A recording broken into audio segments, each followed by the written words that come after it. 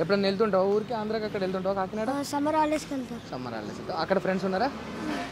అక్కడ అక్కడ ఫ్రెండ్స్ ఏమన్నా చెప్తారా అంటే అక్కడ స్కూల్ బాగుందా డిఫరెన్సెస్ ఏమన్నా తెలుసా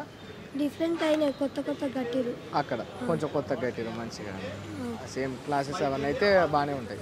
ఫుడ్ పెడతారా మధ్యాహ్నం పెడతారు మంచిగా ఉంటుందా ఫుడ్ అన్నం తినేటప్పుడు ఏమైనా రాళ్ళు అట్లా ఏమైనా ఉంటుందా లేదు అంటే ఎన్ని ఏళ్ళ నుంచి ఉంటున్నావు ఇక్కడ ఇక్కడ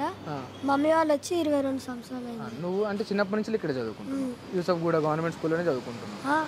ఇంద్రనగర్లో చదువుకునేటోని ఫస్ట్ క్లాస్ నుంచి 5th వరకు ఓకే 6th నుంచి యూసఫ్ గూడలో చదువుకుంటాను. ఓకే నువ్వు ఇప్పుడు చదువుకుంటున్న అన్ని రోజుల నుంచి వెళ్ళి ఇన్నేళ్ళ నుంచి 8th క్లాస్ వరకు వచ్చావు కదా ఎప్పుడైనా ఫుడ్ బాగాలేదు రాళ్ళు పురుగులు అట్లా ఏమైనా అనిపించిందా ఎప్పుడు లేదు అట్లే నాకు అనిపించింది నీకు అట్లా అనిపించలేదు మంచి ఫుడ్డే పెడుతున్నారు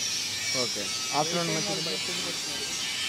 టైం స్కూల్ అయిపోయిందా ఇప్పుడు ఇప్పుడు పోతా 12 గంటలకి ఇప్పుడు ఎగ్జామ్ ఉందా ఏమైనా లేదు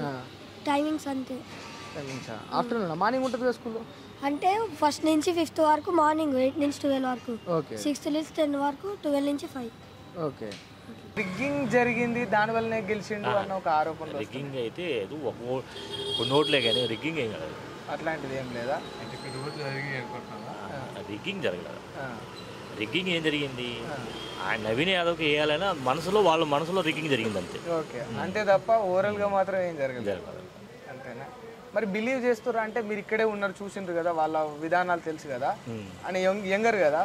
మరి మంచి చేస్తాడు అని నమ్ముతున్నారా మరి అనుభవం లేదు కదా ఎప్పటి నుంచి రాజకీయాల్లో ఉన్నాడు కదా పోటీ చేశాడు అంతే కానీ పని చేసిన అనుభవం లేదు కదా పోటీ చేశాడు ఓడిపోయాడు ఇప్పుడు మనం ఎగ్జామ్ రాసామంటే పాస్ ఆఫ్ ఫెయిల్ ఎగ్జామ్ అయితే కండక్ట్ అయ్యేదిగా పాస్ ఫెయిల్ పక్కన పెట్టి అనుభవం అయితే ఉందిగా ఓకే ఎగ్జామ్ అయితే కండక్ట్ చేసినట్టారు సో ఫెయిల్ సక్సెస్ పక్కన పెట్టాడు సో ఆ పొలిటికల్ బ్యాక్గ్రౌండ్లో అయితే ఉన్నాడు.